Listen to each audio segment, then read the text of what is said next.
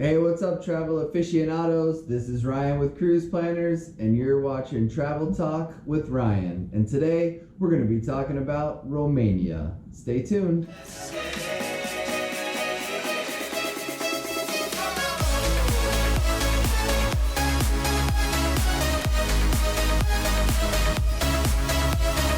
open highways are calling our name, and now it's time for us to escape. Hey, welcome back. Last September, my wife and I had the opportunity to visit some friends in Romania. Come along with us, take a look at our journey. Cluj is in the northwestern region of Romania and is the unofficial capital of Transylvania. It has many architectural features that date back to the periods of Saxon and Hungarian rule. The center of the city is a beautiful Gothic-style St. Michael's Church. Completed in 1487, the church has known many different religions throughout its history, eventually landing on Catholicism in the early 1700s. The newest feature, the clock tower, was completed in 1862. Just a short walk from the church is the Ethnographic Museum, where you can learn about life in ancient Transylvania. It is split into two parts, an indoor museum and an open-air facility in the Hoia Forest. It was Romania's first open-air museum with a collection of 13 farms and over 90 buildings, including 3 wooden churches, 5 workshops, and a carved cemetery gate. It is a wonderful place to learn about Transylvanian history. About a 3-hour car ride to the southwest, and you'll end up in a town called Sighisoara, where there is a beautiful citadel. Sighisoara has the distinction of being the only inhabited medieval fortress in southeast Europe. Added to the UNESCO World Heritage Site in 1999, this city lets you take a step back into time. One of the most famous sights to see is the birthplace of Vlad the Impaler, the inspiration for Bram Stoker's Dracula. The home is the oldest stone structure in the city and is home today to a restaurant and tiny weapons museum. As you walk through the city, you will undoubtedly see the clock tower, as it's the main entry point into the citadel. Standing at 64 meters in height, the tower is visible from every corner of the city. Keep walking and you will come to a covered staircase. It's a long journey up, and you could take the road around to save energy, but I recommend the journey up the stairs, as the marvelous view that awaits you will spring into view as you exit the stairway.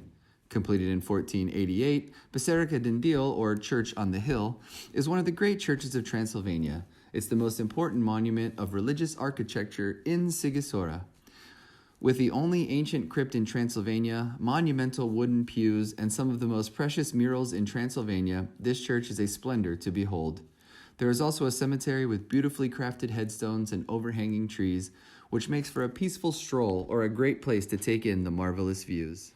Continuing to the southeast another hour, you'll come across the very small city of Viskri, home to an impressive fortress of a church. Built in the 1100s during the rule of the Saxon, it has 23-foot outer walls, allowing churchgoers to safely move about during a time of war.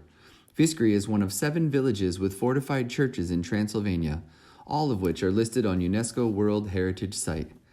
This village represents the authentic village life in Transylvania, and it's easy to see why the Prince of Wales, Prince Charles, has a small holiday house here. Another 2 hours south from there, past the ancient city of Brasov and high in the Bau Mountains, sits a small ski resort town of Azuga. Known for having the longest ski run in Romania, this little town boasts a wonderful little hotel called Lux Garden. Highly recommended if you plan to be in this area. The food is of top caliber and the views and service match.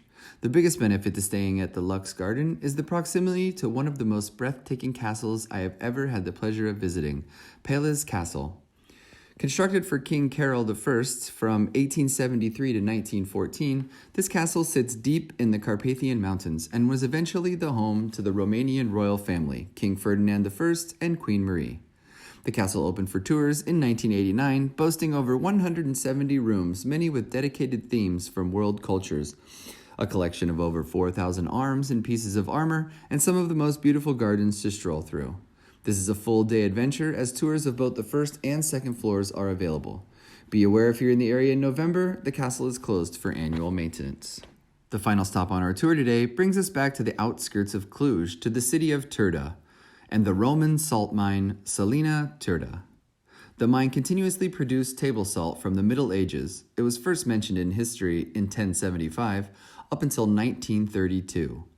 After undergoing a 5.8 million euro upgrade, the mine reopened its doors in 2010 and has become a popular tourist attraction and halotherapy center.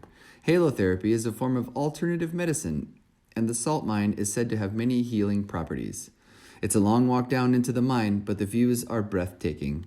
You gain a whole new respect for our planet when you're inside her, marveling at the beauty that is held deep in the salt mine. Well, that about does it for our time together today. I hope you enjoyed our trip through Romania. Stay tuned in 2 weeks. We got a little special coming up as we move towards Mardi Gras. Go ahead and subscribe so you don't miss anything. Like and comment below. Let me know what you thought of today's video and some more things you'd like to see in the future. Thanks, travel aficionados. Keep on traveling.